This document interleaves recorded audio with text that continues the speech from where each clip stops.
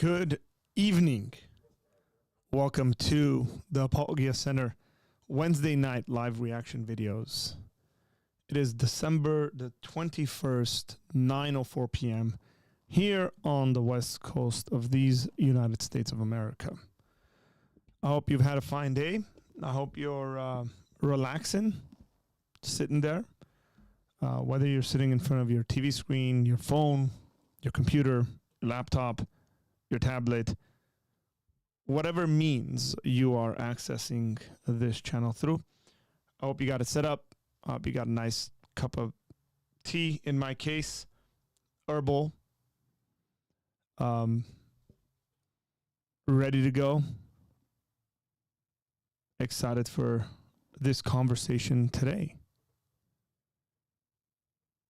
I haven't seen it. And I think there's going to be some really, really good talking points, at least for us. Let me, before we jump into any of these things, explain to some of our viewers. And I know there's going to be people who are going to jump into the comments section and they're going to say, oh, you know, this guy's doing this for clout and he's doing it to get clicks and he's doing it for all these things.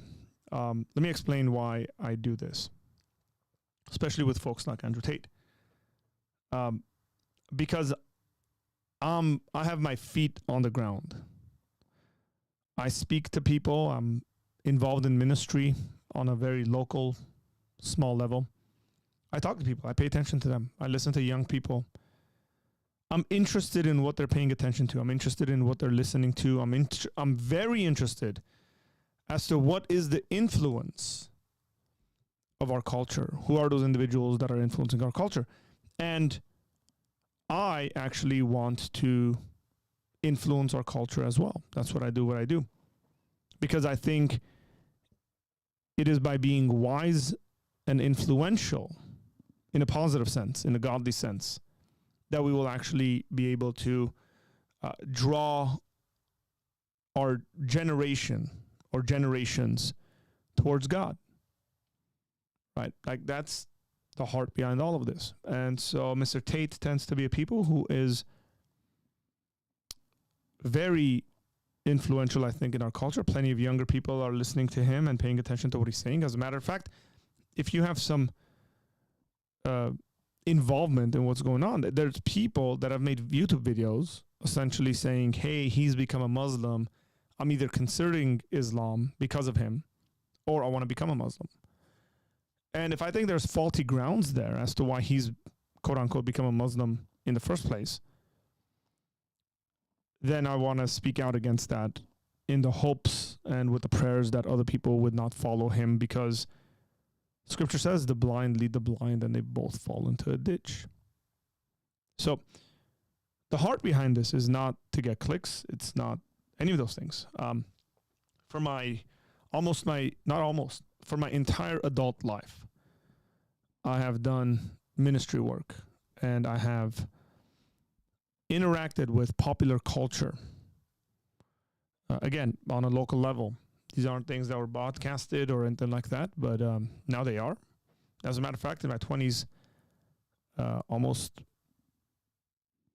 every single week, I was on a local TV station with my youth pastor and some friends discussing things of this sort. So this is nothing really new to me in my life. But, you know, I just want to share my heart with you guys. And tell you, because, you know, I read my comments, guys. I read all the comments. And I know some people tell me, why, Arthur, why are you reading the comments? Because there's really dumb things that are being said. If there are, then I don't just respond to them. I just let them go. But sometimes people will come in there and in sincerity say, hey, look, you're doing it for these reasons. So if those folks are watching, I've just told you what the reasons are that I do these things. Very simple. It's not complicated. I want to be a counter. I think Christianity as a worldview is countercultural. It ought to be. And our culture is a certain way, and there's influences in our culture, and I think Christianity ought to be countering all that stuff. So that's the introduction for today's show. If you have children around, I don't know, you might not want them to be watching this. Well, the reason why we do this on do these reactions on Wednesday nights is so that it's late night. It's content where I think it's good for older folks to be watching it and dealing with it. So I don't know what's going to come out of it. I know what's going to come out of my mouth, but I have no idea what's going to come out of anyone else's mouth when we are reacting to them. As a matter of fact, a number of weeks ago, we did a reaction where there's quite a bit of cursing in there, and I wouldn't have wanted my children around that. But yeah, so let's say hi to everybody. This interview happened yesterday. It is a day old. Piers Morgan interviewed Andrew Tate. He had him back on. And yeah, I didn't even know about it. Yesterday I was with some friends late last night, and they said, "Hey, did you watch the new interview?" And I said, "No, what interview?" And they were like, "Oh, Tate was on Morgan." I said, "Oh, the first interview did so well, so they had him back on." So here we are. This is what's going on. So let's say hi to everyone. What up? What up? How you doing? PT. Welcoming everybody. I have no idea what Marfugal is. Hockey conspiracies. Very interesting.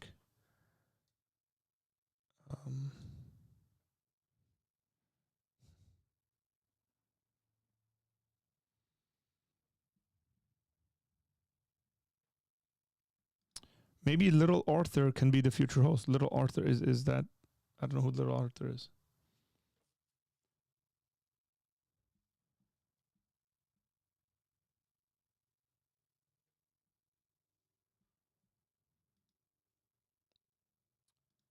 There are faulty grounds. Yeah.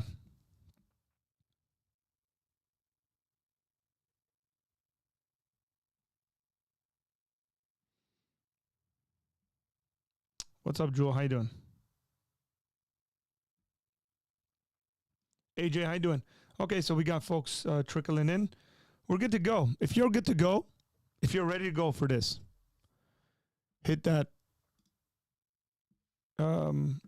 Well, you guys should all be hitting the like button if you haven't, because there's 10 of us in here and there's 6 likes. So hit the like button. If you're ready to go, drop a number 1 in the comment section.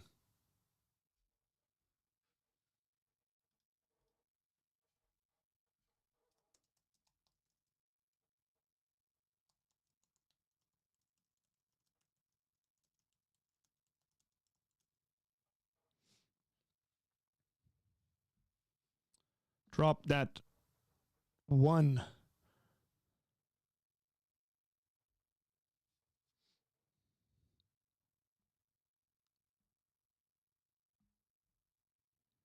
The first interview, by the way, I when they did their first interview, I actually Piers Morgan came out of the gate like pretty aggressive, and I think Andrew Tate handled himself very well.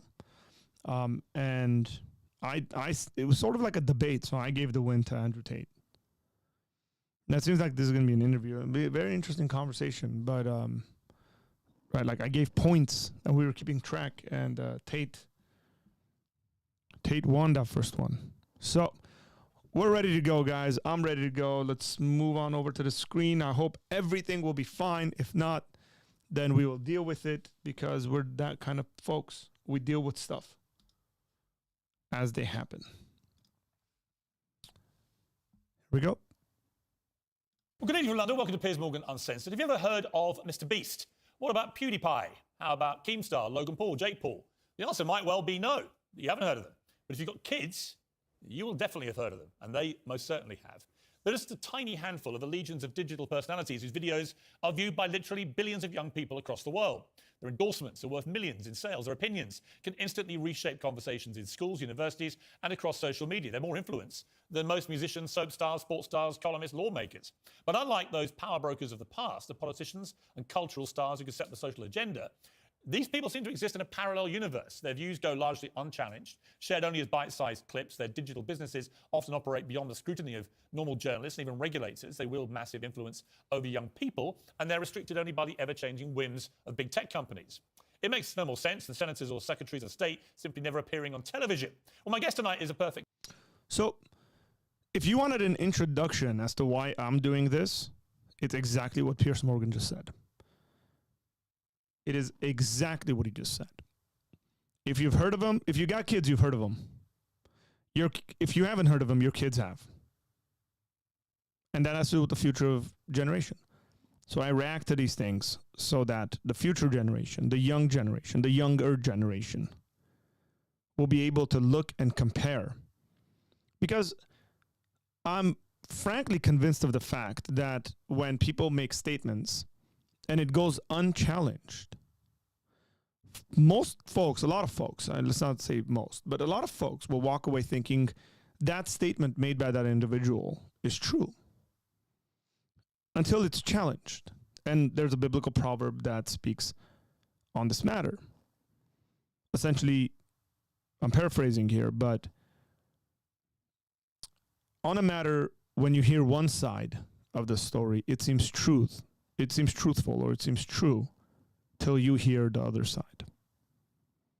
That's the idea here. It's like plenty of folks are going to walk around listening to this stuff saying, yeah, this is true, until it gets challenged, until someone says, hey, it's just nonsense. Here's the reasons why. As a matter of fact, one of the videos I've been enjoying recently, just watching, is from Inspiring Philosophy.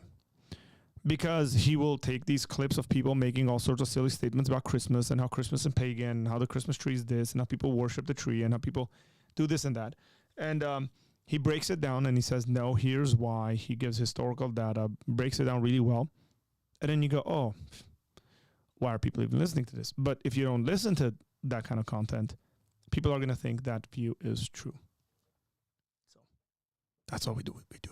Case in point, an example of both enormous digital conquest and the risks that come with it is Andrew Tate. His last interview with me has so far been viewed, well, over 8 million times on YouTube alone, 17 million times across all platforms, which is staggering for someone who perhaps you're watching and thinking, who is Andrew Tate?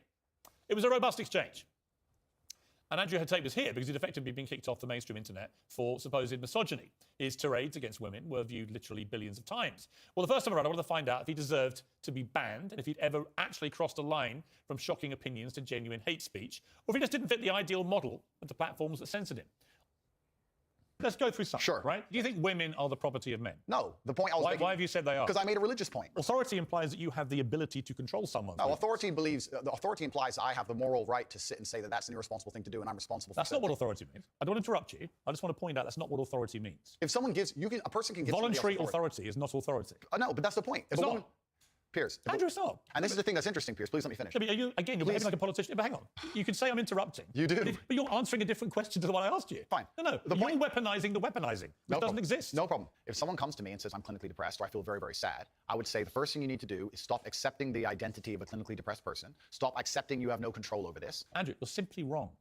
If that's what you believe, Piers, it's what fine. I believe. I don't believe in things that take power away. There is not an eminent doctor in the world Piers, who would agree with you. Piers, Do you think you know more than doctors? I can't become clinically depressed. Why do you know? Because I don't believe in it. It's a lively stuff. I also wasn't sure if I should be interviewing him at all. If he was so unpleasant, as so many people said, well, why extend his profile and give him a platform? But the fact is that ship had already sailed. Every teenager in the country knows Andrew Tate. It's just a lot of the parents who don't. And since that interview, Andrew has been returned to Twitter. His new owner, Elon Musk, is determined to protect free speech online. Many young people, especially boys, have literally stopped me in the street since that first interview to ask me about Andrew Tate. I've been staggered, honestly. So those clips were from the first interview that we reacted to. You can go watch that and see what's going on. So, Lord Orion, I saw it. So, yeah, that was from the first one. By the response that I've had. What does it say about society that people like Andrew Tate can reach so many more people than conventional stars or journalists even? Who gets to decide where the line is and whether people like Andrew Tate cross it? Are they part of a poorly understood movement that panders to teenage rebellion like punk rock or pornography? Or are we exposing young people to new and damaging experiences we often don't see and don't understand? It's a whole new world. There are more questions about it than answers, and we're not going to answer them by pretending it doesn't exist. Well, Andrew Tate joins me again now. Andrew, good to see you. Salam alaikum, Piers. Good to see you. I've genuinely been amazed by the reaction I've had in the streets. Not just here, but I went to Qatar for the World Cup, had the same thing there. That started off pretty religious. Pretty religious. That was interesting. A lot of people coming up about Cristiano Ronaldo, obviously, but also a lot of people coming up about you. And they were almost exclusively men, young men, who genuinely see you as a role model, as somebody who inspires them, as somebody they want to be like. Yeah. So that made me think, the first interview you had was quite combative. The second time, a shorter interview, less so. I want to try and work out in this one who you are, because it struck me as extraordinary that Google this week revealed some stats for the year. The #1 person whose name followed people Google searching who is in 2022 was Andrew Tate. Yeah, that's quite remarkable. I think there's a whole swath of the population, especially young men, that feel disenfranchised. They feel disenfranchised with the media machine and the things they're supposed to believe. They don't feel an affinity with the educational systems or the culture.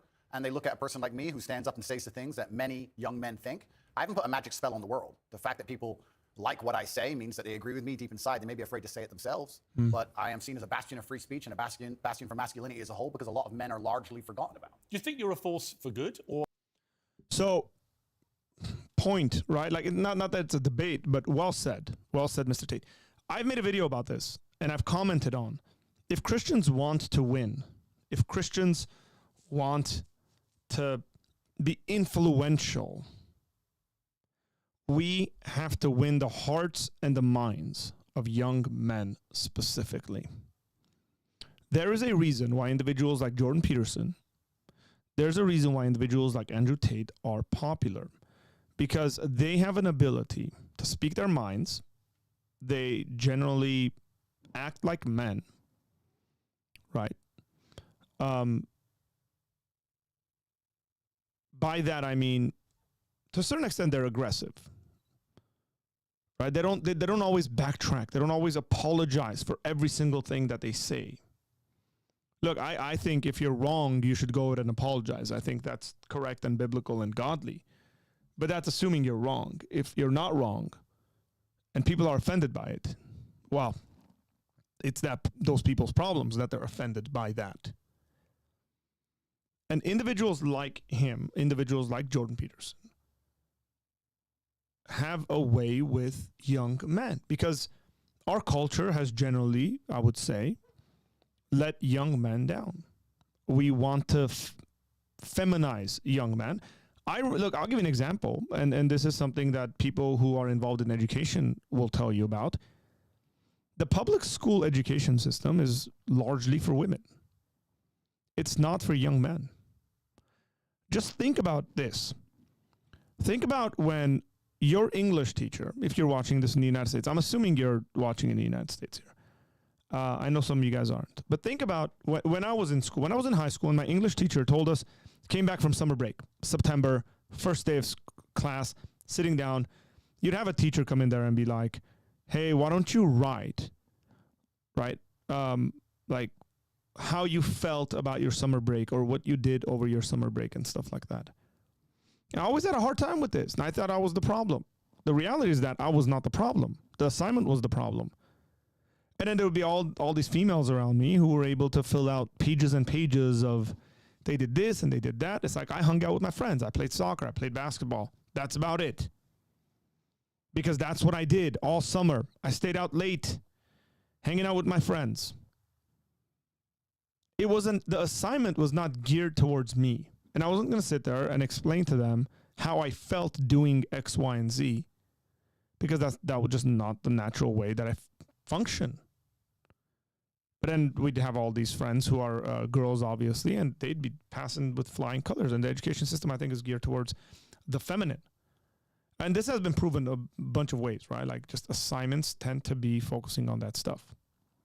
And if you express yourself in a bit like aggressive sort of ways, if you write about monsters and I don't know, superheroes and fighting and all that stuff, and sometimes that is not accepted very much.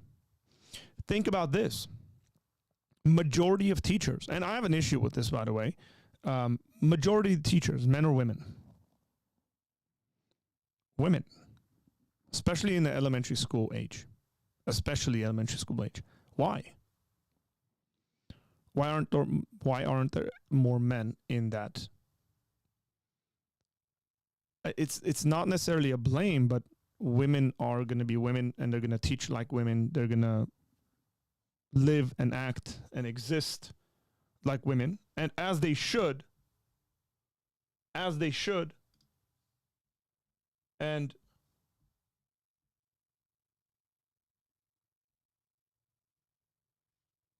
excuse me.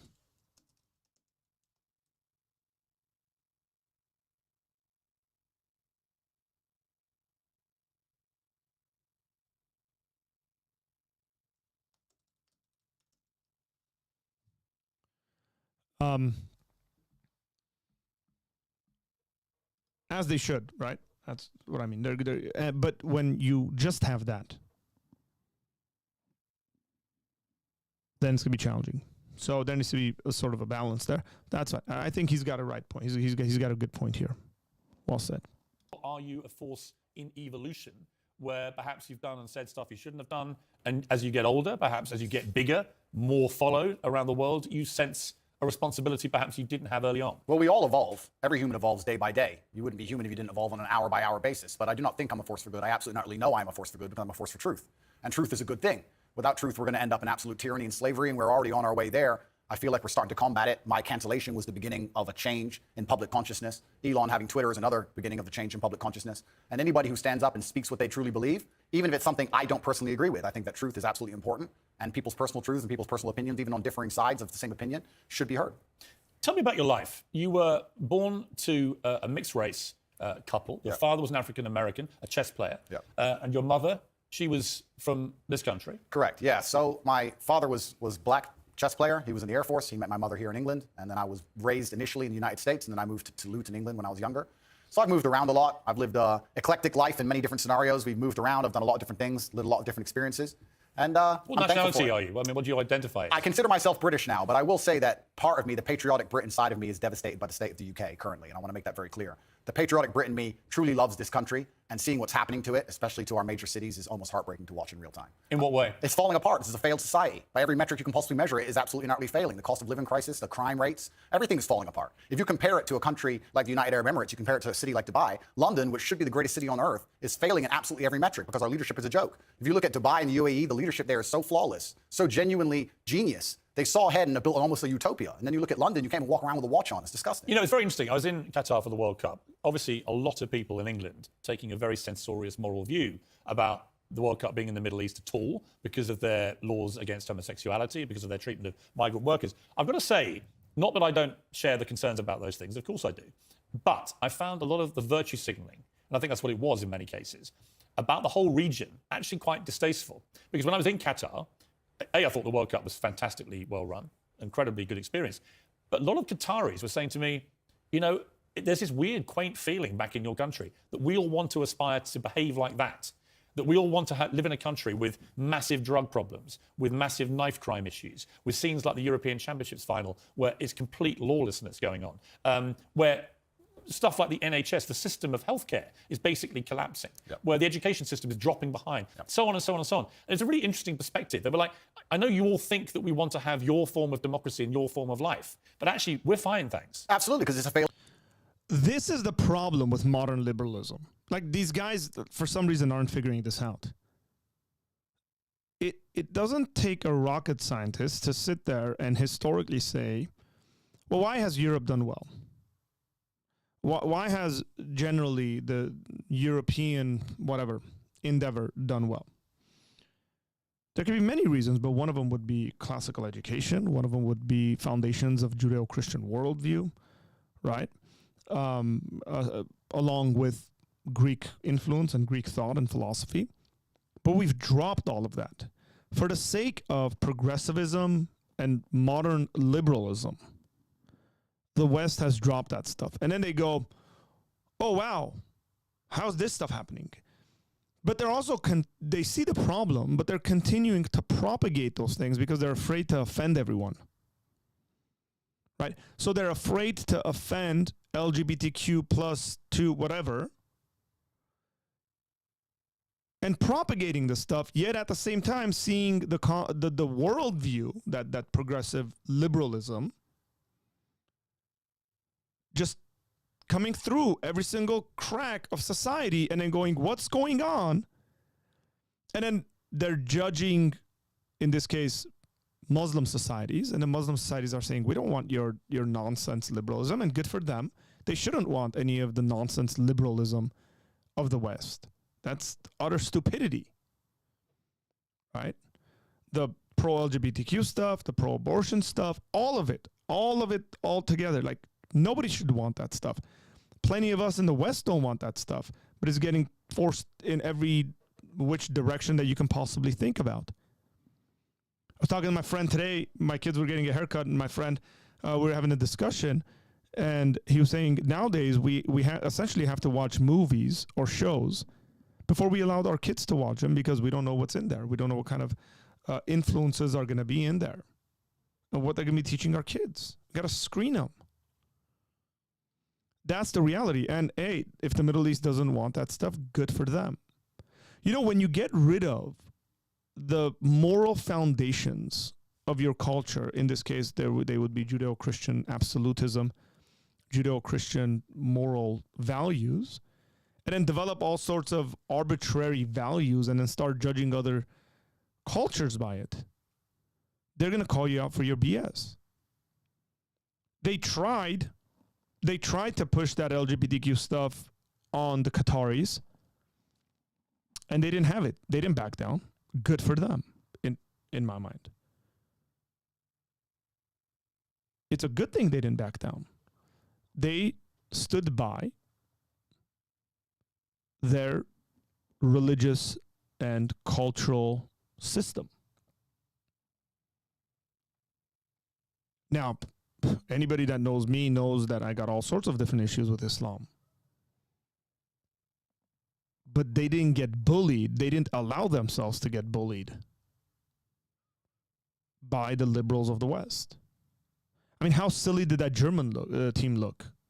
They looked silly in all sorts of ways, but one of them was, you know, the hand over the mouth kind of thing, and then they flopped and did horrendous in the tournament, and everybody just laughed at them.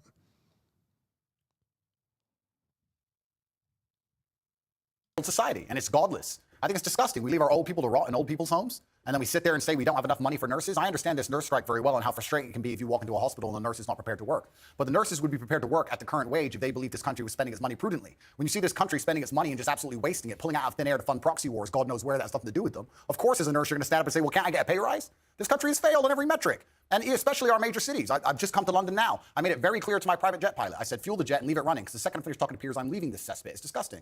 This country, and London as a whole, 10 years ago, was one of the most hospitable cities on earth. Now you cannot walk around safely with a watch on. And you're a full-grown man. You're a full-grown adult. When's the last time there's been a serious problem in your life that you completely ignored and it fixed itself? Never, ever. What are any of our politicians doing to fix any of the problems we're dealing with? Well, I saw today that Sadiq Khan is planning to run again for the third term of office as mayor. All I can say is everyone I know who's had any experience of crime at any level in London in the last few years has had a bad experience of the way it's been handled. You know, I mean, I can give an example. I can reveal this now. I've talked for 18 months. I got a specific death threat on one of my son's Instagram pages in public, a public comment. Wow. And it was very specific about what this person was going to do. Yeah. I couldn't use the police to evade him. We know where you live. We're going to come and kill you. And then a second one threatening my son and his mother, my ex-wife. I called in the police. I thought, I'm not having them putting death threats on my son's. Sure. I called the police. Police investigated this. They arrested somebody over a year ago. And then I heard from the police this week that despite 18 months of investigation, of a publicly posted comment on Instagram threatening to kill me on my son's Instagram, that they will not be able to pursue the case. Now, I thought, imagine, I'm high profile. This was the front page of the Sun newspaper. This story. That same man called a transgender person the wrong pronouns, he would be in trouble. Right. So doesn't it just show how absolutely asinine and banal? Andrew Tate just dropped some bombs. Well said, Mr. Tate. Well said. Props. He's right. He's right. Somebody got offended. Somebody would have lost their job. 18 months of investigation, that's a complete and utter waste of money. Look, I'm not in England. They're in England. That's nuts. But it's not any different than what's going on here in the States. Horrendous. Our legal system has become. That would never happen in a country like United Arab Emirates, the place I'm now residing in Dubai, where the leadership has common sense. And I'm saying that all the leadership structures, doesn't matter if it's Labour or Conservative, across all of it in this nation have completely and utterly failed. Sadiq Khan is a loser. Because when you have a city which is losing, which London is losing in all metrics across its competitive cities around the world, and you're in charge of it, by extension, you're a loser. I will tell you right now, instead of virtue signaling and giving Qatar a hard time over their religious beliefs, what we should be doing is a treaty with Qatar to build a prison deep in the desert. Make me mayor of London. We'll make a prison deep in the desert, and if you're caught with a knife or robbing someone, you can go do 25 years with one meal a day in the scorching sun. And then what we'll do is we'll put cameras there and we'll interview you once a week and broadcast that out to the nation and see if you change your mind and make people understand that this is a country that should be respected and our laws should be respected. Instead, what happens? What has Sadiq or any of the people in charge of this country actually done to fix any of our issues besides sit around and talk? Nothing. None of them have done anything, but they seem ultra concerned with finding money for for proxy wars, ultra concerned with rainbow flags in another country that is uninterested in them, and their priorities are completely messed up. Of course the ambulance people are. Of course the ambulance drivers are striking. Of course the nurses are striking. Nobody cares about the most important things in this nation. It's a failing country in real time, and that's why I've left. What about the specific allegation? By the way, I don't disagree with a lot of that because I do think this country's in big trouble.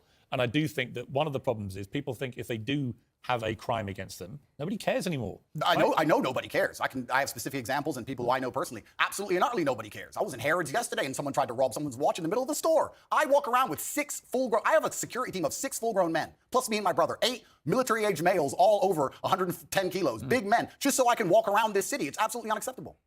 What about the issue of race? And I mentioned that in the context of the Harry and Meghan ongoing debate, their war with the royal family, war against the monarchy, their specific, constant referencing.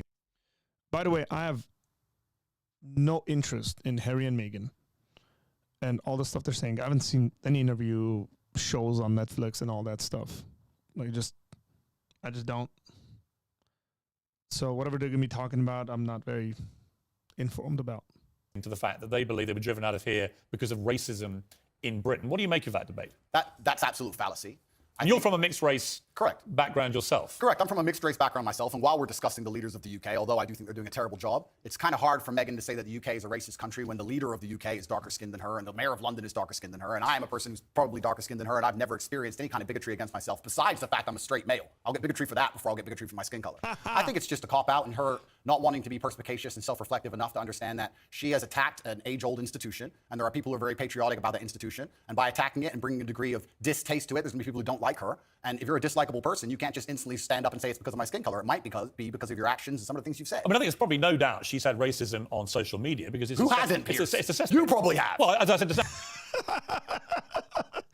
that's hilarious. I know, huh? It's like, hey, man, you're as white as they come, Piers. You've probably had some racism thrown your way. He's right. He's right. Racism comes in all different shapes, forms, and sizes. Maybe it is the case that, I mean, what happened to this idea? And again, I don't know much about those things, but maybe people don't like you because you're just unlikable. Maybe you carry yourself in a way where it's very difficult for people to like you, and it has nothing to do with whether you're white, black, brown, orange, whatever, purple. It's just you just kind of have a sucky personality. Nobody wants to get along with you, or you don't get along with anyone. So people are like, you know what? I know folks like this. And then it's easy, I think, to play that card and say, hey, the reason they don't like me is because this ethnicity or whatever like that. That's always easy. Not saying that there isn't real racism in the world. There's very clearly real racism in the world. When I was 11 years old, I experienced real racism living in Russia, 10 years old. And I'm just a little dark. But in Russian society and in Moscow, where we were staying, I was very dark. And when you have 80-year-old grandmas yelling all sorts of racial slurs after you because you're just a little dark, racism comes in all different shapes, sizes, and forms. And I was a kid. My son's 8. I was 10. I remember that as clear as day. I've had death threats on social media, and no one seemed to care very much. Yeah. But I think that's probably inarguable. My issue with what they've both been doing is if you're going to make allegations against an institution like the royal family and the monarchy, you've got to actually provide some evidence. You can't just spray gun this thing out there and say, well, somebody was racist. Yeah, correct. And airing dirty laundry is never going to be respected by the populace. And being a tattletale is never going to be respected by the populace. And I think the problem with the modern world we're living in is a lot of age-old traditions are being destroyed in real time. It doesn't matter what the tradition is. Most of them are being eroded. And something like the British royal family, which has been around for a very long time, is an age-old tradition. One of the things holding the UK together, one of the last things we have, to sit and detriment it and to sit and insult it and to give away secrets from inside of it and try and paint a negative image of it is going to upset a lot of people. And you have to be prepared for that backlash. You can't say I've done things that upset people, but it's nothing to do with what I've done. It's purely because of my skin color. Also, it's kind of ironic that she's doing that because she's not particularly dark-skinned. It's kind of funny to watch her sit and say, yeah, I think the truth is, I don't know what, look, you can say that, I can't. The reality of it is, I just don't know what the specifics of the racism she says she's had because we've not seen any evidence. The universe is a funny place, Piers. If you're looking for something, you're going to find it. right? When I got canceled, when they attacked me unfairly, lied about me across the entire mainstream media, deleted me from social media so I couldn't defend myself, and lied about me repeatedly, I could have stood up and said, it's because I'm brown. I didn't do that. I sat and said, okay, there's people who misunderstand my message. My message is a positive one. People misunderstand me. Let me self-reflect and understand that, yes, perhaps this said a long time ago was said in the wrong way. Perhaps this was misunderstood. Perhaps people don't understand this. I could have just copped out and could have just been refusing to self-reflect on any level and said, it's because I'm brown, that's why they did it. But that's not the mature way to be as an adult. What did you think of the Jeremy Clarkson furore where he wrote... So before we move on to this, I think so far, 16 minutes in, Tate's handling himself very well. He's barely said anything that I've disagreed with so far, which is great, which is phenomenal. He's saying some right stuff, man. Props. Well, I think most people, but including him belatedly after he published it and written the column, he did make an analogy from a Game of Thrones scene, which most people, I think, did find crossed the line and was deeply offensive. I think it crossed the line. What do you think? Yeah, I understand why people feel that. But when you attack an institution as old as the British royal family, you're attacking patriotism in and of itself for one of the most respected countries, or previously most respected countries on earth, and you're going to have some visceral reactions. Perhaps Jeremy Clarkson is too famous and too well-renowned to say those kind of things, but there's a lot of people who genuinely feel that way, and that's why he said it. And this is what happens when you attack age-old institutions in any country. Should he have apologized? That's a good question. It looks like he did. Personally, I think as a man, you should stand up, say what you mean what you say. I don't think you should ever apologize for anything you've ever said. Even me. What if you say something truly... Then Okay, so these are the issues that I have with Andrew Tate. And maybe he's going to go on and say, no, you know what, let me clarify that. And I hope he does. I hope he does. But you can't make statements like this. I know this, you're talking fast and all that stuff, but you should never apologize for something you said. Of course you should. If you said something wrong, which we all do, then we should apologize over it. But that's assuming that we are now convinced that it was wrong, what we said. It's simple. And maybe Tate is going to explain himself. Well, I hope he does. But the reality is that we should all have the boldness to say whatever it is on our minds, but the humility to apologize when we say the wrong things. Very offensive, and you actually do regret it. If you truly regret it, then yeah, okay, you can apologize. But if at the time you meant it, then the best thing you can do is say, look, I have just changed my mind. I no longer feel that way, but at the time that's how I felt, and I'm the person who says what he feels, and that's what I felt at the time, and I apologize that offended you. Andrew Tate, we'll be back with you after the break. We'll talk to you about Twitter again. Elon Musk restoring his platform. Has it calmed you down? Are you as controversial on there? Are you mindful that you're only one false move like Kanye West, for example, away from being removed again? Well, Elon Musk has restored a throng of banned accounts, taking over Twitter with a sworn commitment to free speech. He's also shown he has a line of his own, though. Conspiracy theorist Alex Jones remains banned. Kanye West was reinstated, then banned again for posting a swastika inside a Star of David. Andrew Tate is back too for now. Anyway, he was first removed in 2017 for saying women should bear some responsibility as victims of rape, and he hasn't exactly been shy since his reprieve. Let's take a look. Genghis Khan had endless women and 200 children as a reward for conquest. He tweeted, I'm the most searched man on the planet. I've conquered Earth. I'm the highest status male on the planet. Females do not expect loyalty from me. They only expect that of lesser men. Sorry, but you haven't conquered the Earth like Genghis Khan conquered the Earth. Like Genghis Khan went to war and killed lots of people and was ridiculously ruthless. The comparison is just, you haven't conquered the Earth. You're the most searchable man. Yeah. Then there was this. Imagine having less than 10 children because you're a who doesn't have 4 wives. Genetic failures. Finally, if a girl follows me and she's hot and I see a single picture of her in a private jet, it's block. Women can't afford jets. Women are all brokies. Why are you flying around on some man's jet? You should have been a virgin when I met you. Haram. All right, Andrew Tate. Haram. You're getting very near the knuckle with some of those tweets. Am I? You tell me. I don't think so. I think people can understand they're semi-satirical. I think people can understand. Do you mean them as jokes or do you mean them? No, I don't mean them as jokes. I mean, they're a overall public commentary and observation. I do mean what I say. If I were to see a girl on a private plane on Instagram, for example, I would assume that a man put her on that private plane. I would not assume she bought it herself. What if it was Perhaps that makes me misogynistic. What if it was Ariana Grande or Beyonce? Well, that's slightly different, isn't it? Why? Because they're famous and very They're rich. women? Yeah, of course, and they're famous and very rich. But so if lots of women, you wouldn't think that if you actually saw them on if I saw a 19-year-old girl from Moldova where the average... So context matters. And he's right here, right? Like, essentially he's saying, here's what it's going to look like. Because it matters who it is, right? Like, again, he's saying if I see women, if in the context of that conversation, he means just like Instagram models and stuff like that, that's very different than, if Hillary Clinton is on a private jet or something like that. I'm pretty sure he wouldn't say that. Maybe he would, I don't know. wages $200 a month and she was on a private jet, I would assume that with the balance of probabilities, considering I'm an adult, it's very likely because of her beauty, a man has put her on that private plane. Yes, if that makes me misogynistic instead of just perspicacious enough to understand how the world works, so be it. I'm a realist. Should you be such a generalist about these things? Well, you have to be a generalist when you're looking for in the balance of probabilities and trying to find balance in the world. You have to be a generalist. In general, if I stroke a lion, it's going to bite my hand. In general, there might be a nice one, but I don't want to find out. So that's how the world works. You've praised the Taliban in the past. Would you do so again tonight? The world is not black and white. The world is gray. It's very difficult to sit and make black and white assumptions about anything, to sit and say that the Taliban are completely and utterly evil and we're completely and utterly good, as you just discussed with the moral high ground. I believe that the Taliban bring law and order. It may not be the law and order we like, but it's a form of law and order, and humans usually gravitate What about their towards... treatment of women? I mean, only tonight they have banned any women from going to university. Fantastic. Let's get the feminists to go and teach them a lesson. The feminists are so tough, and they stand up and say they can do anything a man can do. Let's arm them up and send them to Afghanistan. I'm sure they'll fix it. No, but it's not. It's a serious matter, isn't it? That women don't get the education they deserve. And that's a very serious answer. If women are just as capable as men in terms of combat, like feminists pretend they are, then they can go over there and they can deal with the Taliban. A lot of women do go to combat. Oh, exactly. So they can go deal with the Taliban. It's nothing to do with me. They can stand up and fight for their own rights. Surely you wouldn't defend the Taliban banning women from university. It's saying it's nothing to do with me, Piers. It's absolutely nothing to do with me. What about the Afghan women? It's nothing to do with me on any level. You don't have a view? I have a view. My view is that people naturally gravitate towards law and order, and if you didn't have the Taliban, you'd have different warlords operating in lawlessness, and there would be no... So I think he's evading the question here. That's just frankly the point. He's done this before, and he does it. Just answer the question. Right? Just answer the question. Do you think it's right for a group of people to say women in our society should not get educated? We're just going to ban them from universities. You can't sit there and say, well, it's not up to me to decide. Well, clearly it's not up to you to decide. We want your opinion, whether what they're doing is right or wrong. Well, they bring law and order. Sure, they can bring law and order and kill everybody of a certain skin color. Do you think it's wrong?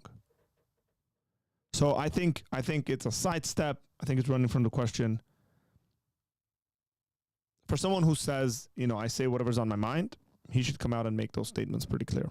Way to prevent your store, your market stall getting completely robbed by someone with an AK-47, and people are going to gravitate towards a form of law and order. America left. They left a power vacuum, and the power vacuum is now full. Well, I don't disagree with that. Okay. Well, but I do think the banning of women from university in Afghanistan is utterly horrific. And I think the feminists are going to arm themselves. They're going to show us that they can do anything a man can do. They're going to go over there to combat, and they're going to teach Taliban a lesson. Why can't you just say, on that, you know what, it's completely wrong? Because it's not my point. I don't understand. But it makes me think. It'll make your critics think that you don't think it's wrong. They could ban all men. They could ban all short people. But they're not. They're only banning women. Correct. They could ban all short people. They could ban all people with long hair. And it would be as wrong. It would be as wrong. And you should say it. None of it's anything to do with me. So they can do whatever they want. I'm not going to go to war with the Taliban. But you've just literally spent an impassioned first segment comparing the way, for example, Dubai handles law and order to this country. Correct. So you do express views about different laws. Absolutely. Both places. So when I put to you a law that basically bans women from being educated, it's not. Why is it a problem for you to say, you know what, it's wrong? They're both places I've resided in. Dubai and London, so I have personal experience. I can give my personal opinion, but like I said, it has absolutely nothing to do with me with what the Taliban decide to do inside of Afghanistan. And they decide that's... Yeah, that's kind of like snobby, man. I don't know if snobby is the right word to use, but it's happening somewhere else in the world. It doesn't have anything to do with me, so I'm not, whatever. That's just strange when it comes to someone who talks about morality and God and fear of God and all that stuff. If you believe in objective morality, you should make these statements very clearly and easily. Most prudent way to run their society, then we have two choices. We can either go over there and start another war that we shouldn't be involved in and waste a bunch of life, or we can sit and say, it's up to them, they should govern themselves, they're people, we're no better than them, and they've decided to live their lives a particular way, and that's how they're going to live it. Like I said, if feminists are very upset and they're very disgusted by the fact that in Afghanistan, women cannot go to school, I've been told repeatedly by feminists that they're just as capable as men in all realms, and I expect them to arm themselves and fly over to Afghanistan and fix it. Like a lot of women have done in combat. Good. Congratulations. Go fight. Well, this is the thing that's very interesting, because when you talk about ideas, it's not even just about Afghanistan feminism. You talk about ideas, they must all be defended at some point. There has to come down to violence. The world is backed by violence. Nobody wants to talk about this. It doesn't matter what it is. If you have a disagreement between two parties, eventually, if the disagreement continues, it ends up in violence. Feminism is defended by men. Men stand up and defend feminism, not feminists themselves, because they're incapable of violence. And we're in a situation now where you're saying that we should send men to go and fight for feminism. Why? It's not a man's problem. No, I think feminists believe. I think men can be feminists too, because if feminism believes. But hang on here. Hang on, Mr. Tate. It's not man going and fighting for feminism, right? It's man going and fighting for a very basic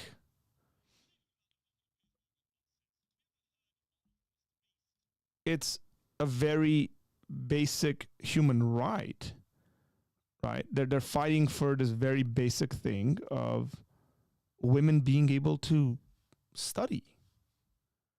They're not going to fight for like fourth wave feminism in Afghanistan. They would be going to fight, assuming the argument and all that stuff, right? What I'm trying to get at is the statement he just made. It's just false. He's not saying go and fight for feminism. He's saying these women deserve a right to read and be educated.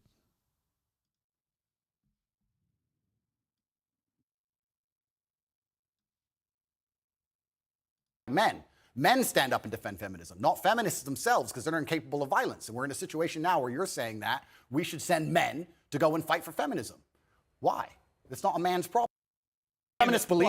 Well, I think men can be feminists too, because if feminism believes in equality for women, it's not I'll about sign up to equality. it. I don't agree with radical feminists who hate men. Right? To me, the radical anything to me is a bad thing. Yeah, and I think most feminism in the West currently is radical. Well, some of it is, no question. Absolutely, but this is my point. My point is that the Taliban are going to do whatever the Taliban decide to do. If I'm going to fly over to another country, I will respect their laws and customs. It's not my job to come along and tell other people how to live. I don't believe I have a moral high ground in that degree. And if people are genuinely upset and disgusted by it, the bottom line in most disagreements on the earth. Of course you do. Okay, so this is what's weird, is he's very clearly, like he's in England, and he's like, this place is nonsense. What is he claiming? The moral high ground. He's saying there's a better moral system that the society can operate by. Fear of God, absolute morals, X, Y, and Z, traditionalism, right? So he's not going, say, to England or any liberal aspect, like any country, and saying, you know what, you guys want to do it like this? It's fine. Good for you. He's actually saying, this is bad. I don't want to live here because it's wrong. And he talks about that quite a bit. So he is claiming the moral high ground. These are the sorts of things that you got to catch on to. Is violence. People who feel like they should go and fix it, then fix it with violence, then it can be the feminists who feel so outraged by it. But it's funny, they don't comment on these subjects, feminists. They seem to instead attack the Western male for some reason. You deleted a video in which you praised ISIS. Why? I don't know which video you're talking about in particular. It might have been a video from a long time ago. But in general, I understand that, like I said, the world is not black and white. The world is gray areas. And Western imperialism as a whole has been causing more problems than it's ever fixed, and it's disgusting. And I don't know the exact video you're referencing, but sometimes when an underdog destroys a Western imperialist, I have a degree of... If he's so much, and by the way, okay, so let me rephrase or restate what I was going to say. If he's so much for like, hey, if you're strong enough, you're powerful enough, you can dominate, nobody can complain to you, what's wrong with Western imperialism? They were strong enough and they were able to do all that stuff. They did it good. What's wrong with it? If we're viewing it from generally the way he speaks about these things, unless he takes the moral high ground, which he said he doesn't take. If he takes the moral high ground, then he can make statements like, well, Western imperialism is disgusting. It's wrong. But then he's going to have to rephrase a bunch of stuff about like being the powerful alpha male, being able to conquer and do this and do that. And this is how it's done the animal kingdom. And this is how it's done, you know, when men were in caves and were able to club each other over the head and take each other's women and stuff like that, and be able to take the pretty women and have multiple kids with them and all that stuff. Like all that stuff needs to be rephrased. You guys see the contradictions here? It's very important to pay attention to that stuff.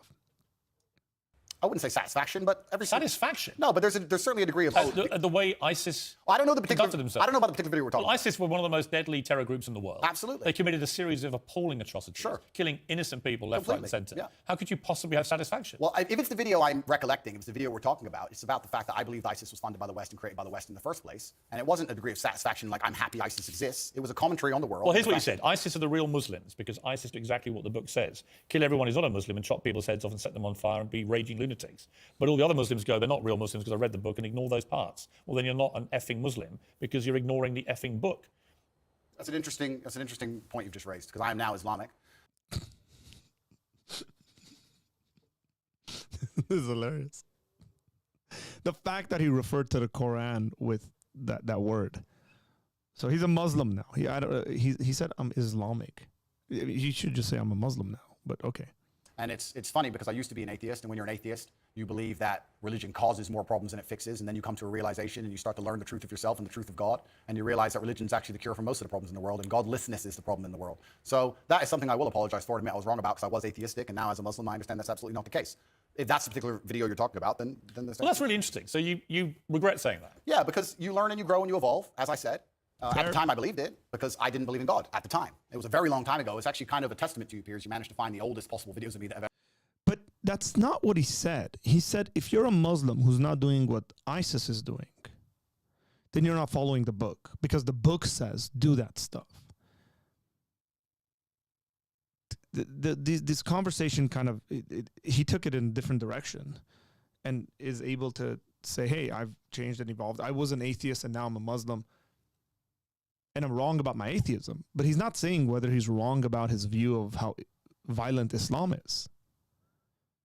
He said that. I'm not saying that. He said Islam is violent. He said that the real Muslims are ISIS. I want to hear him say that he's wrong on that. I want to hear him say, no, I didn't really understand it, because in the quote he said that I've read the book. Maybe for him to come out and say, you know what? No, now that I understand Islam more, I'm studying a lot more, I'm realizing that it's actually the most peaceful religion on the planet or something like that. I was wrong about that. Notice he didn't address that so far. What he addressed was his atheism as opposed to him being a Muslim. Ever existed. But at the time I was atheistic. Well, no, I was curious because you have recently converted to Islam. Correct. So these questions, I think, are pertinent to your conversion. Absolutely. As to what you actually believe as a practicing Muslim now. Yeah, I believe that Islam is beautiful. I believe it's the last true religion on earth. It's certainly the last respected religion on earth. And I felt differently inside since I've converted. And I think it has the solutions to a lot of the problems we're facing in the world today. That particular video was once again satirical. A lot of people watching this would not have seen it. They would not have seen the joke element of it. It's fine. But it's not funny, though, is it? Well, it's like most of the time, as we discussed in our first interview with me. Things are taken out of context, short form, et cetera, et cetera. But all in all, you could say the same things about Christians if you were to read the Old Testament. But hang on. He still needs to address whether he thinks the real Muslims are meant to be violent or not. So let's see what he has to say about the Old Testament. This is getting juicy. And say, stick to the Old Testament, you'd kill anyone who works on a Sunday. So it's not applicable. No, you wouldn't say kill anybody who works on a Sunday, because the Sabbath is not on a Sunday. It's on a Saturday. Goes to tell you how much he knows about Christianity, by the way, or the Bible. When people make simple statements like this and get it wrong, these are the things that it speaks to me that they really don't know what they're talking about. Because the Old Testament doesn't say Sabbath is on a Sunday. And if we're going to speak to the Old Testament, then Sunday wouldn't even come to the picture. I mean, the reason why we meet on Sunday is because Jesus resurrected on a Sunday. And yeah, if you're gonna follow the Old Testament law, you're gonna be under the Old Testament covenant. Correct, you would do that. But as Christians, we don't. You wouldn't countenance violence. Say again? You don't countenance violence. I absolutely do not countenance violence. When I was talking about violence being the bottom line decider between disagreeing points of view, it's not I'm calling for violence. I'm just making a commentary on how the world genuinely functions. But when you use a word like satisfaction, you understand that people will watch that and think, how can you possibly find any form of terrorism satisfying? I don't find any form of terrorism satisfying. I don't find Western terrorism satisfying either. I don't think it's satisfying that we managed to find $500,000 per bomb to drop on some farmer who makes $4 a day under the name of freedom. And we can't seem to pay our nurses enough to do their jobs. I don't find any kind of terrorism. And it's actually very interesting you talk about the word terrorism. Terrorist and freedom fighter, good guy and bad guy, all of this is subjective. There are people who believe that the West are the biggest terrorists on the earth. There are people who believe that America causes more wars than anyone else, and they've killed more people than anyone else. And there's people who believe the absolute opposite. So once again, it depends who you're talking to. It's a subjective conversation. There's no black and white in the world. There's areas of gray, and that's how it is. So I thought you were talking. So there are areas of gray, but not all things are gray. To say that there's no black and white is a black and white statement, self-contradictory. It's therefore false. To say there are some issues that are gray, amen to that. Fully agree with it. No question about it.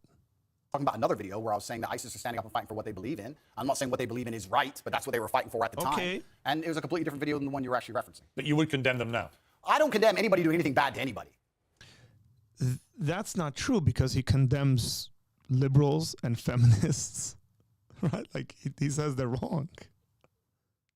I'm not a person out here with a criminal record. I don't hurt anyone. I just spent my first segment on this show talking about how I believe in law and order and how important that is. I think people can operate inside of their lives safely and walk around, man, woman, child can walk around in safety in any city they live in. How that law and order is constructed is not my jurisdiction. I'm not in charge of the law and order of Afghanistan, Tajikistan, Kyrgyzstan, Afghanistan, Kazakhstan, any. There's no Kurdistan technically, right? Like there's no actual country called Kurdistan. There's Kurds, and they want to have a Kurdistan, but doesn't exist. But I digress. Of them. It's nothing to do with me. I want to talk to you after the break about masculinity. Why is it that so many young men gravitate to you? What is your view of what it takes to be a man? Welcome back to this special edition of Piers Morgan Uncensored with Andrew Tate, one-on-one. So Ash Sarkar, who's a lively contributor to this programme, has tweeted, Andrew Tate, who you're interviewing about free speech, thinks women are a man's property. We shouldn't be allowed to drive. Boasts about only dating teenagers to imprint on them. Misogynists are discussing whether they're in Afghanistan or a swanky London studio. Am I a misogynist, am I? I don't think, first of the things she said I don't even truly believe. If you're prepared to listen to me, I'll explain to you exactly why she's completely and utterly wrong. If you can go through the points again, she said, do you think you're a misogynist? Absolutely not. I'm not a misogynist on any level. This is one of those buzzwords they just throw at people randomly. Homophobic, racist, misogynist, they just throw it out at people. What is your view of women? I'm a realist. What is your real view of women? I absolutely not love women. I adore women. I have good relationships with women. Not a single woman has come up to me on the street since I've been canceled. Not a single one has said anything negative. Every single one of them has said positive things. You're a traditional male. I wish more men were like you. You understand your masculine roles. You understand what you're supposed to do. You understand you're supposed to protect women. You're exactly the kind of man I'd be looking for. I've never had a negative interaction with a female ever since I've been dubbed the biggest misogynist in the world. Please let me finish. I'm sorry, Piers. Also, there's not been a single woman who's accused me of a crime. Not a single woman who's accused me of rape. Not a single woman who's come out and said anything from my entire past of 36 years I've done anything wrong ever. Anybody else with my level of fame, any footballer, any other movie star, at least has people who've come out and accused them of rape, X, Y, Z. I have no woman who's come out and ever said I've hurt her. No woman who's come out and ever said I've done damage to her or been horrible to her. Everybody who ever interacted with me has said I've been a nice person. All of them. Random Twitter nobody who seems to know so much is full of... All right, you've responded to her tweet. Where is the line for you between masculinity, which I will always defend? Hey, that's a valid point. He's like that, and he's right about comparing himself to other celebrities. Saying, look at all these celebrities, right? Like they've all come out, and then all these things have been said about them, and nobody said anything about me. I know there was this issue, and it seems like they said it was a misunderstanding or whatever like that, but he's got a point. If he's so bad with women, there should at least be a lot more women that are out there saying, hey man, I went out on a date with this guy and he's a complete jerk and he's this and that, right? That would make sense. I think that's reasonable.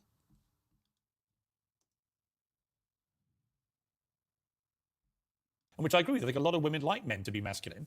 And what has become known as toxic masculinity. And the reason I ask you is that you are engaged in that debate with men all the time. Where is the line for you where men shouldn't cross, where the behaviour should be kept within a line? Please define toxic masculinity. Well, you tell me what you think it crosses a line from being a masculine, good man to a bad man. There's no such thing as too much masculinity if it's genuinely masculine. Genuine masculinity is not out here to hurt people. It's absolutely the opposite. It's out here to protect. And when bad things happen, they call traditionally masculine men. If you need a firefighter, you need a masculine man. When you call the police because of the problem you have, you want masculine men. And as soon as a woman or a man is in trouble, when you look for backup, you look for masculine men. And masculine men have a duty to provide and protect those they care about. We have a duty to do things we don't feel like doing because we know we're supposed to do them. And that's why we stayed in the Titanic and died. Those were masculine men. Where did you get your views about this That's from? good. It's what I grew up with. It's the family I grew up around. And your father, your mother? Yeah, and the world I lived in. And I think a lot of the things I'm saying now about masculinity and how people should act in the world, how the world should function, were considered completely normal and accepted by everybody only 20 years ago. I think the world's just lost its mind. For me to stand up and say a man should protect a woman now gets to be called a misogynist and canceled. If I said that 10 years ago, everyone would say, duh. And what's funny is, everyone who...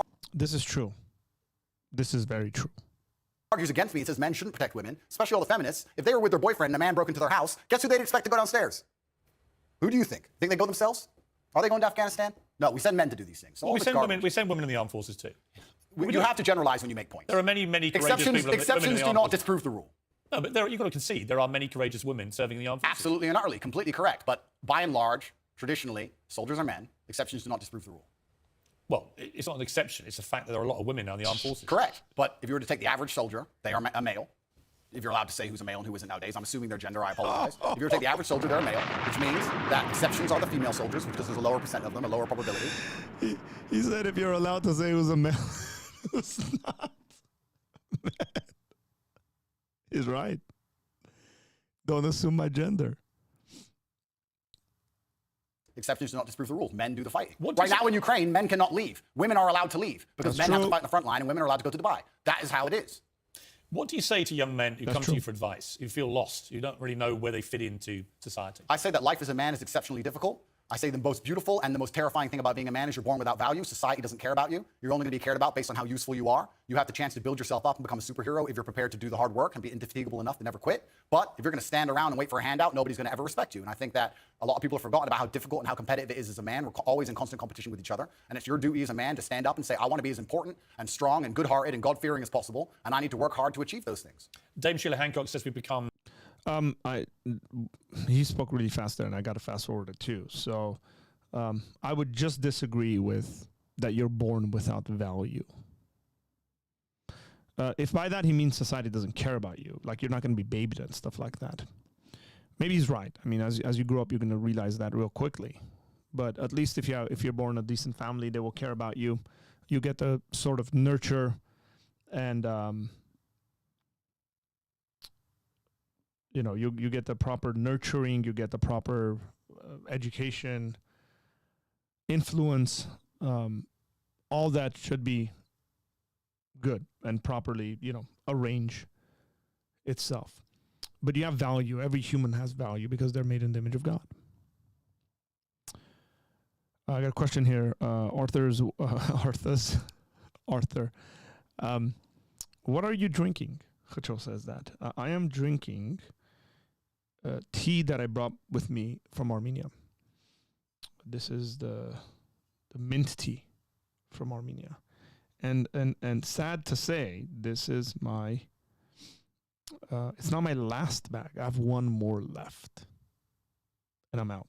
Been drinking it since July August when I got back. Too over-emotional as a society, crying too much about everything. Has she got a point? She's completely right. And the dangerous thing about overly emotional men is that they're dangerous. They're genuinely dangerous. This is what's crazy. All these people who talk about toxic masculinity and how bad it is for men to be traditionally masculine. A traditionally masculine man does things he doesn't feel like doing because it is his duty to do them. He charges into the building because it is his duty. Not because he feels like it, because it is his duty. We're now teaching the new generation of men that they don't have duty and they can just act on their feelings and act how they feel, and they don't have to act as a man should. Do you know what happens when you get men who just act how they feel? You get school shooters, you get violence, you get rapists. Men who do not control their emotions are dangerous. If you find a man who is stoic, he's not going to hurt people. He's going to sit and think about his actions very carefully, and he's going to be a good man who protects and provides for his family. You find a man who just acts out on impulse and does whatever he feels like, you're going to find a dangerous man. Sitting here telling men to cry more and act with their feelings, and it's okay to feel this way, that way, etc., and have no self-control. That is why we have the problems we have in the world. Absolutely utterly wrong. So when they talk about toxic masculinity, they have it completely inversed on its head, completely utterly wrong. We need to be teaching stoicism. We need to be teaching young men to understand that the world is very, very difficult. It's hard to be a man. You're going to feel bad sometimes. You need to suck it up and perform anyway. Not just sit there and cry your eyes out or blame other people. Tough being a woman too in modern society. It's certainly tough being a woman, but I'm not a woman, so why would I speak on issues I do not understand? I'm a man. You can feel an empathy for women. So notice how all the stuff he said is coming from a moral high ground. He's saying they got it wrong. This is the way it should be. So this is what's surprising to me when he goes on and when he's questions on some certain stuff and he goes, it doesn't affect me. Right? It doesn't affect me. Hey, dude, it doesn't really affect you. You're living in the UAE. You have the privilege to and the financial ability to move there and live there and reside there and do all the stuff that you do. And, 99% of people, 99.9% of people won't have the ability to do that. And all the issues that you can run away from, or if run away is too negative or something, like just get away from because you don't like it, most people aren't going to have the ability to do that. It's very, very difficult to do what you're doing. Live in Romania, go to UAE, that's difficult, right? That's the case. So you do have a moral high ground. Just say it. I feel empathy, certainly, but I do not understand their issues. A lot of men come up to me and they admire you. I've got to say, a lot of women I've spoken to don't admire. They think you represent misogyny. They think when they hear you not commit to saying the Taliban shouldn't be banning women from university education, well, why can't he just say that's wrong? Well, firstly, that's not my experience. I experience the absolute and utter opposite of that. Secondly, it's because it's a moral point I'm making. My moral point is I speak on things I understand. I speak on experiences I've had. But you believe in equality? Yes. So it is a moral Sure. I speak on subjects I know intimately. I do not feel qualified. I'm a realist, and I do not feel qualified to sit and discuss the gender laws in Afghanistan. I have not been to Afghanistan. I have not researched the subject thoroughly. I'm not going to sit here and say how the Taliban should be running their country. It's nothing to do with me. I find it quite flattering, Piers, that although, I understand I'm monumentally influential, the most Google man on earth, etc., I find it very flattering that you think I have some kind of control over the domestic policy of Afghanistan. But I assure you I don't. But he's not asking whether you have control over it. He's asking whether you have an opinion on the matter. It's two different stuff. I don't. No, no, so I'm, it's nothing to do I'm with not asking you to have a view on having influence of a domestic policy. I'm sure the Taliban couldn't give a stuff what either of us say about it. It's just curious to me that it's an easy win for you to make women think you're not anti them, to say that when they're not given equality, as the women in Afghanistan clearly are not, because they're not allowed to go to university now, as of today, that is clearly unequal, unfair. We should all be able to agree that that is wrong. Well, certainly as a realist. Even you, tough guy, Andrew It's Tate. not tough guy. I am a professional. As a professional, I can state that yes, it is not equal. Yes, it is not fair. That is obvious for anybody. I'm not saying those things are not true. What I'm saying is it's nothing to do with me. Right, okay, but you made a concession you think is wrong. Then. I said it's unequal and it's unfair. Yeah, so wrong. Well, perhaps. Force yourself, Andrew. No, perhaps it's wrong under certain moral guidelines, but under the moral guidelines which are currently in charge of the jurisdiction of Afghanistan, they don't believe. This is the issue, right? Like he's essentially arguing for moral relativism, but at the same time holding extremely serious moral objective views on masculinity, on how society should be. Like, he actually has a serious case of cognitive dissonance. He's holding two contradictory views at the same time, and he's using each of them whenever it benefits him in argumentation. That's what I'm seeing, at least. Believe it's wrong. It's nothing to do with me. Well, then I'm not going to sit here and tell other countries how to run their laws. I'm going to live in societies with All right, laws I'll I take respect. you know what? I'll take unfair and unequal. Sure. Because that's self-explanatory. No, but if there was slavery, would you say it's wrong? Like, whatever, like there's slavery in a certain country, and goes, hey, do you think it's wrong? He's like, oh, it doesn't affect me. It doesn't affect me. I'm not going to have a view on it. Nah, it's a cop-out. Explanatory. We're going to have a game of chess in a minute after the break, because you are a very good chess player. I can hold my own with the chessboard. Your father was a chess international master, in fact. And we're going to have a 5-minute game of speed chess. Winner takes all, Mr. Tate. Welcome back to Piers Uncensored. Andrew Tate is still here. Andrew's father was an American chess international master, and his son's pretty good at it too. Well, I can hold my own as my school chess champion. And with 5 minutes left on the programme, we're going to have a game of speed chess. Winner takes all. All right, well, you're white. Off you go. Off we go. 5 minutes, go. That's racist, Piers. Cancel Piers Morgan. He said you're white. Are you good, Piers? Well, You're going to destroy me. Clearly from this opening, better than you. Let's see, I guess, aren't we? Okay, let's be aggressive, shall we? This is cool. My son loves chess. He plays chess. School he beat chess me champion, eh? recently, and I think I don't think in like 2 months I'm ever going to be able to beat him again. Certainly. Lennox Lewis was better than you when I played him. Was he? Well, he beat me 39 times out of 40. Check. Yeah, he is pretty good at the game, I heard.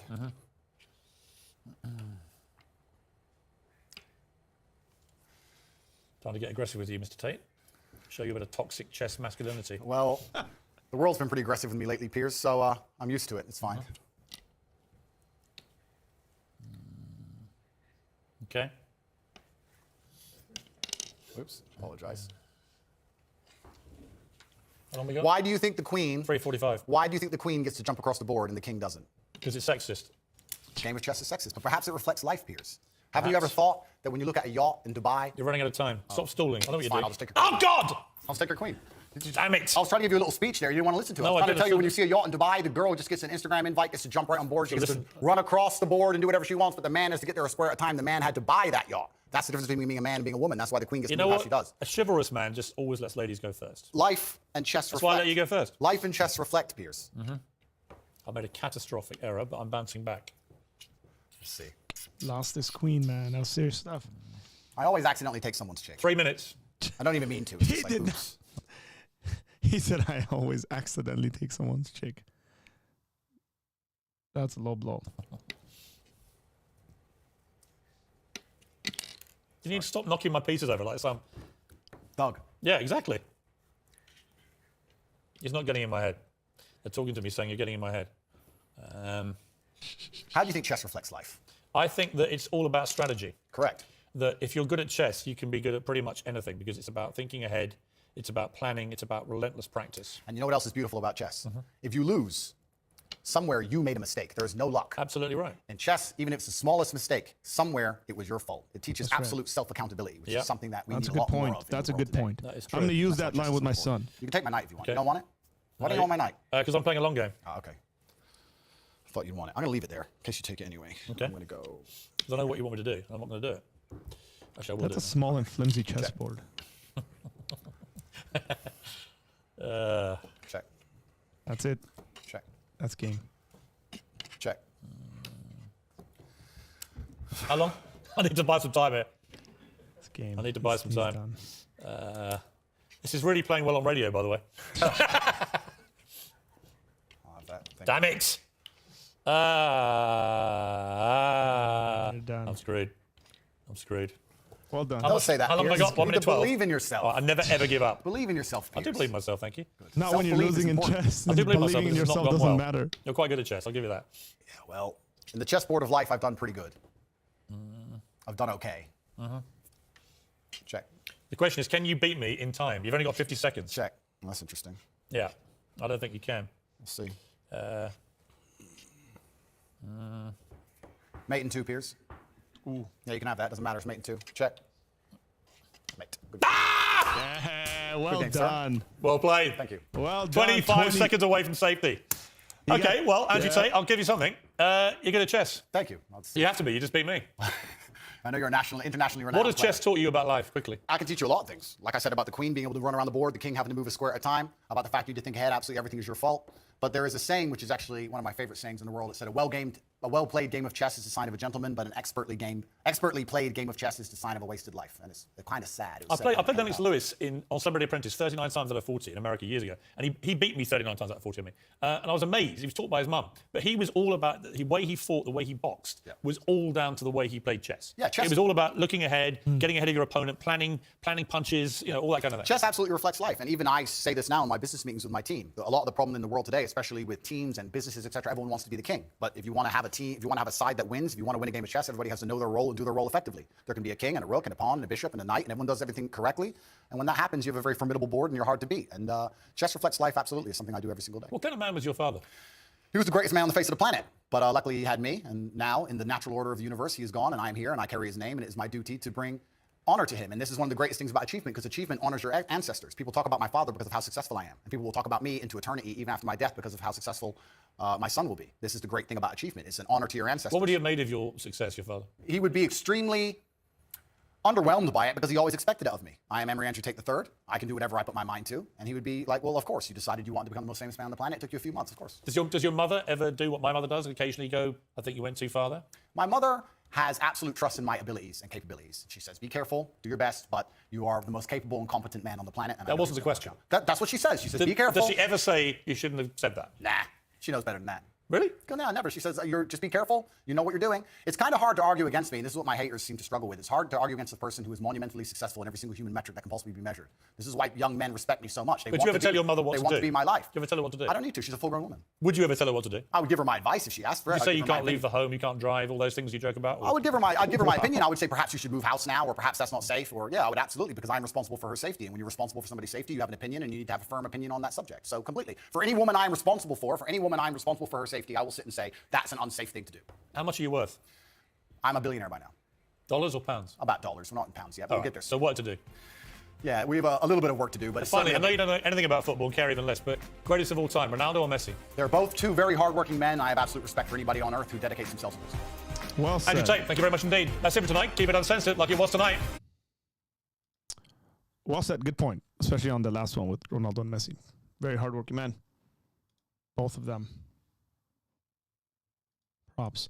Interesting conversation. I think, again, Tate held his own. He said, some stuff that I would say was off, but for the most part, it was good. Arjen here is giving us chess advice, chess advice, and he said, you need to bench press this much if you want to develop your chess properly. No, chess advice. Always trade the bishop for the knight. I don't think that's good advice.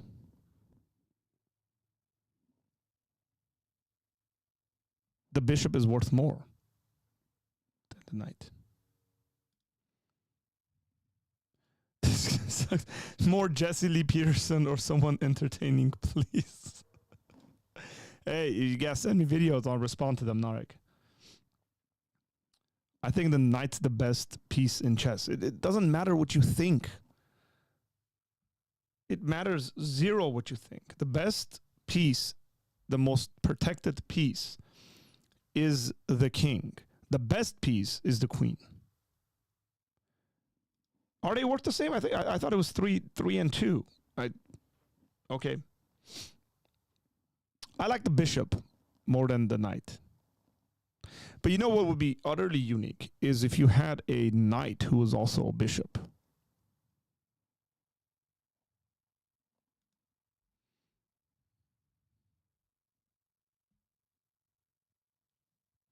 I'll move like a knight and give you the L.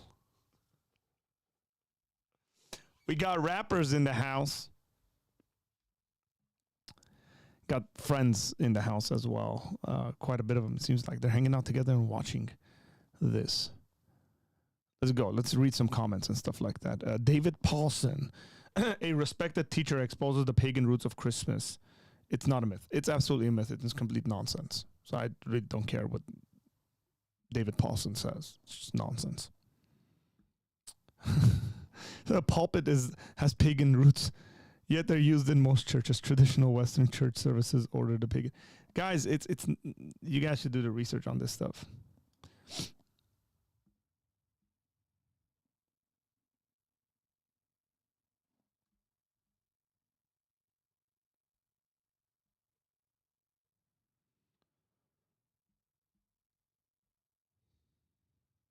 Bishop TD Jakes.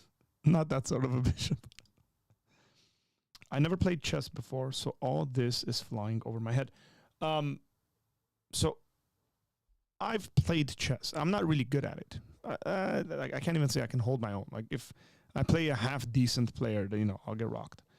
And but my son, and I started playing much later in life. My son, he really enjoys the game, strategically thinks and reading books on it. And I just actually made him a chess.com account. He'd been playing against robots and stuff, and then just going through courses and stuff like that. So I finally made him a chess.com account, and he's not competing, but he's playing against actual people, and he's doing pretty well for his age.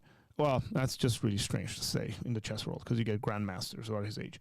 But let's just say for his age, he's doing well. He's a strategic thinker, and yeah, I mean, we were playing. I would beat him. He beat me one of the days, and he trapped me really well, and it was really cool. But after that, just beat him a bunch of times. But I played him like 2 weeks ago, and I was like, oh, it's getting a bit more difficult to beat him. He's got all these maneuvers, and he knows. His opening is really good. His middle game, I think, needs improvement. Yeah. So he beat me, and I said, Avo, if you keep doing what you're doing, I don't think I'll ever beat you again after like 3-4 months. Or whatever, 2 months. So depending on how he works on it.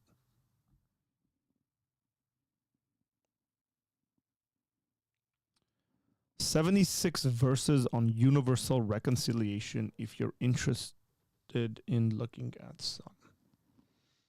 Let me see.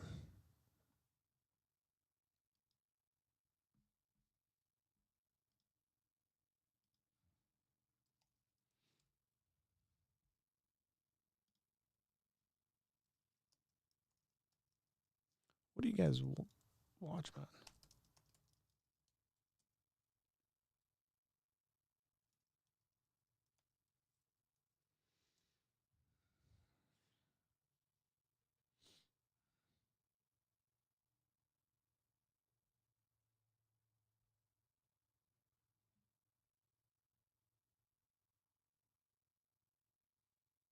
Is that the title of the video? Sounds like you should step up your chess game. Yeah, probably, but I have a lot of other stuff that demand my attention rather than improving my chess game.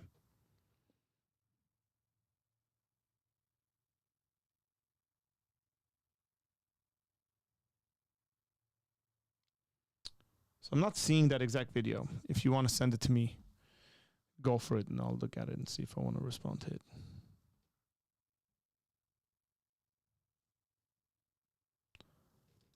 No matter what the name, we're all the same. Pieces in one big chess game. Yeah, I'm not very sure whether I believe in that, since I'm a adamant believer in free will. Chess is fun. But there are people who could be very annoying when you play against them. They take way too much time. It's frustrating.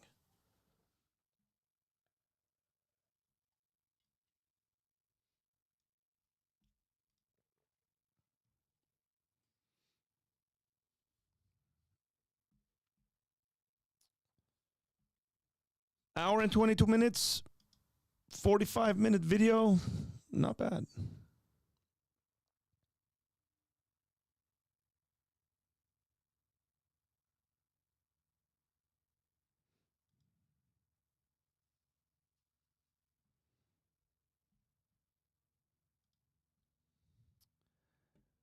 Because of the, just a side note, I don't know if anybody saw my earlier stream today during the day, that 30-minute one. But so I had a loss of electricity in my house that's connected to my office. So I had no electricity here.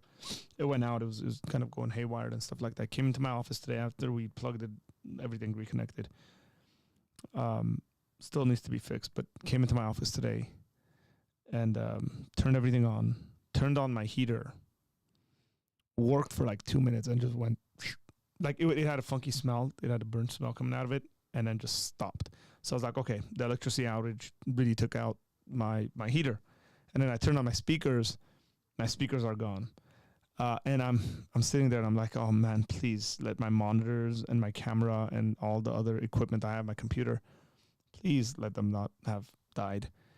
And, praise God, none of those. Like the two things that, if I were to take my office right now and pick which two things I would have wanted to burn and just get destroyed that I would have to replace, it would be my heater and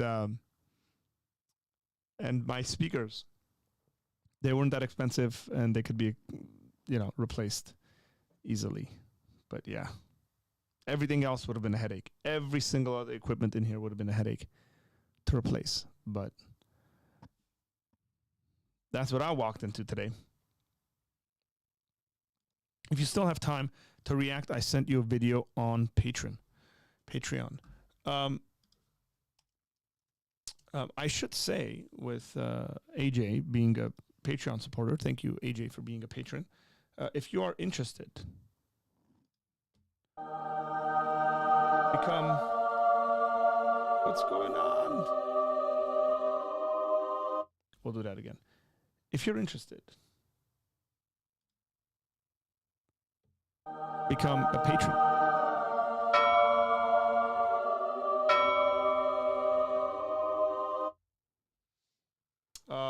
Patreon.com/Apologia Center. Messages.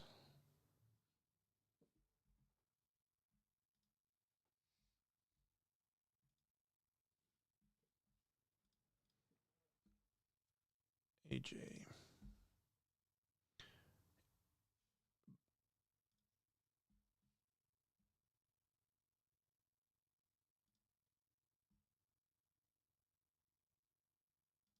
Okay, so there's 8 minutes here. This is Rabbi Tovia Singer.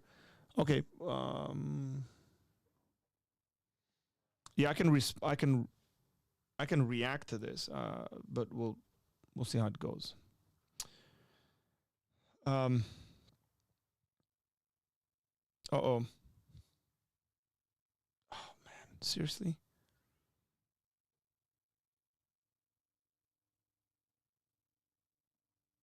My monitor just went out.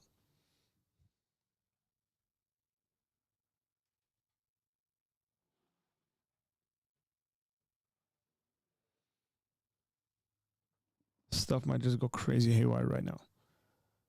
Wow.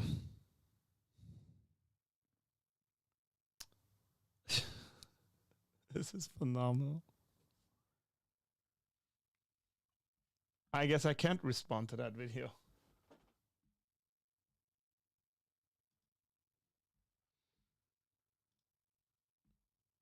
Yeah. Sorry, AJ. That's gonna have to be a reaction for another time.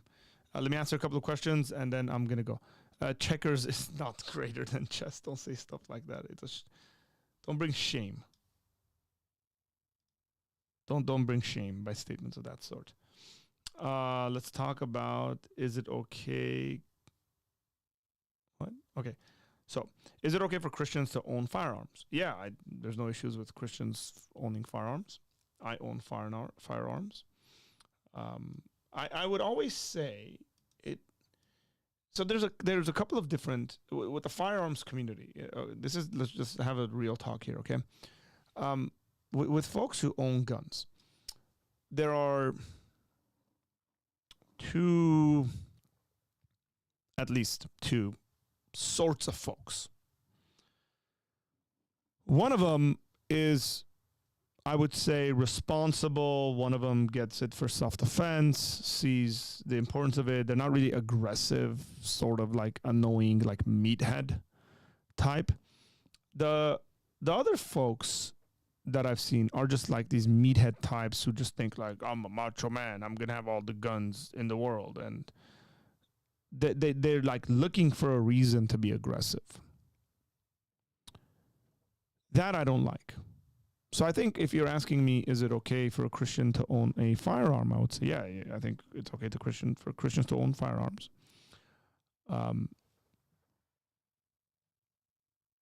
But I think the Christian ought to prayerfully consider what his motivation or her motivation is for getting firearms. And if you realize your motivation is like wanting to be violent, you probably shouldn't get it. If your motivation, even if your motivation is a hobby, like I really enjoy it and stuff like that, I think that's fine. If it's self-defense, it's fine. I think if it's just like, hey, I feel more safe and comfortable with these, I like them, like all those are fine reasons. If it's to be aggressive, I don't think it's fine.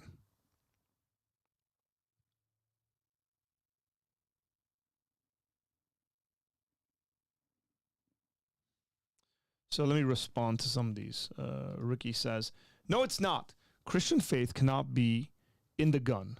Nobody's saying it's in the gun. Okay. It's in peace in God. It's not okay for Israel to have that missile protect their defense. Their faith is in the machine, not God.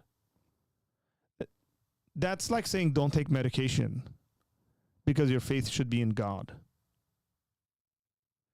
Yeah, look, Ricky, this is a really, really bad form of argumentation. It's like, if you got sick, would you go to the hospital?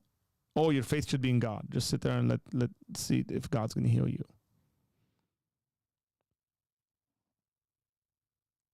The logic there is really bad.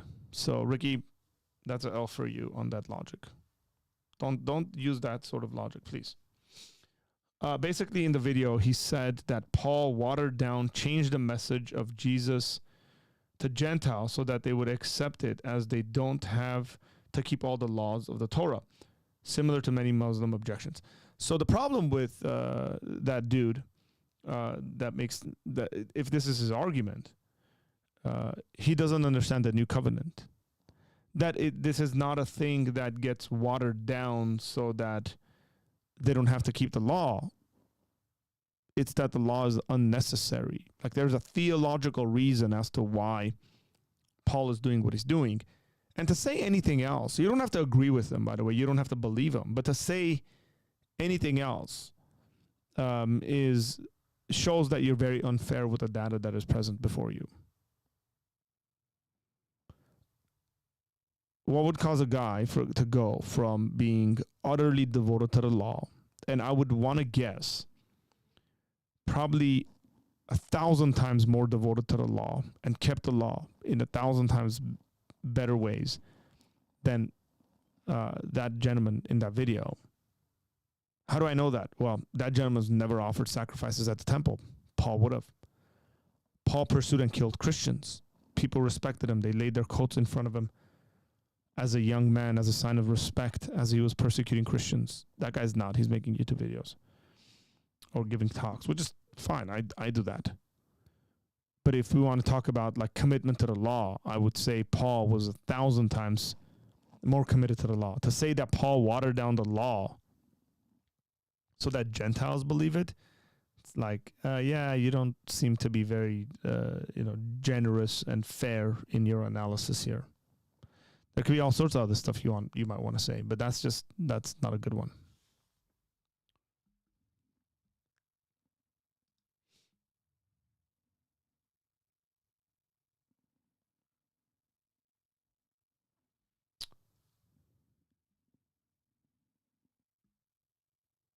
Okay, anything else you guys want to throw my way before we I head out, call it a night?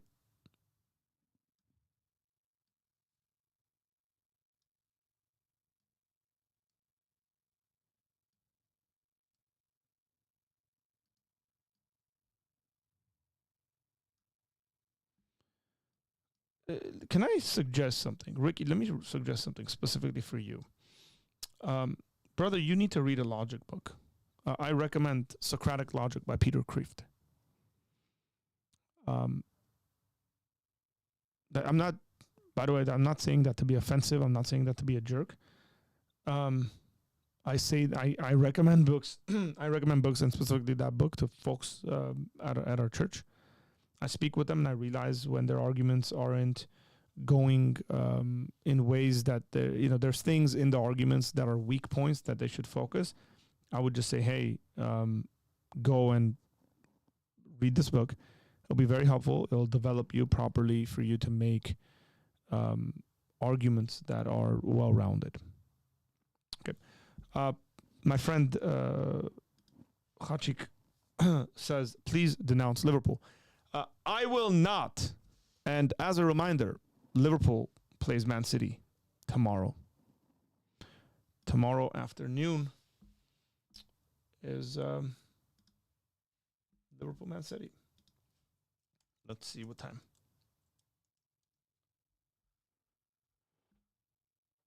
Tomorrow, 12 p.m. This works out because I had an interview scheduled for 1 with Joe Schmidt, who is an agnostic. Tomorrow's interview should be really, really awesome. But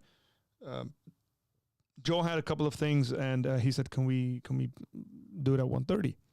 I said, "Cool, dude. Yeah, I can watch." He's an Arsenal fan. We'll talk some soccer tomorrow, and then we'll talk God and atheism and agnosticism and good and bad arguments. It should be really, really fun. So make sure you are there, present, or you end up watching that interview. I think it'd be really cool. Joe's going to be the first guy I'm having on my channel, as far as I can remember. Yeah, I don't think I've had any non-Christians on the channel. So Joe will be our first non-Christian guest on the Thursday interviews, is what I mean, like the official interviews. And we'll talk atheism, agnosticism, belief in God, arguments for God's existence, making friends with believers and unbelievers. It should be really, really cool.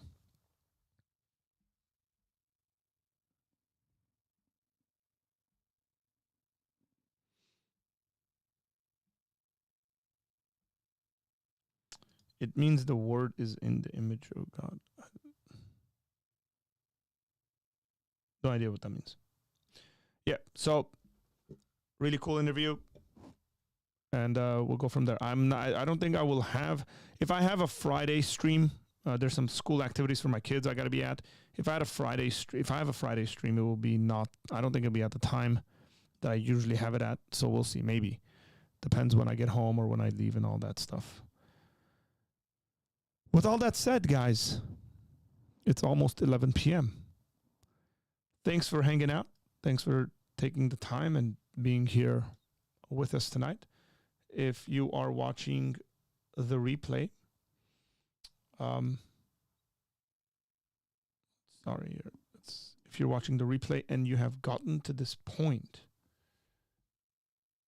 then props to you and well done.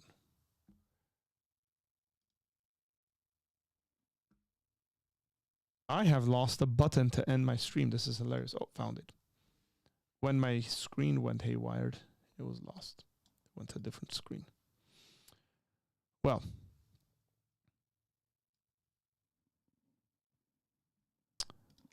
this is a good one. Hey, I got one. Do we have Bible study tomorrow? Check the group texts for the Bible study group. I'll leave it at that. Guys, thanks a lot. Appreciate it. Good night. I will see you later.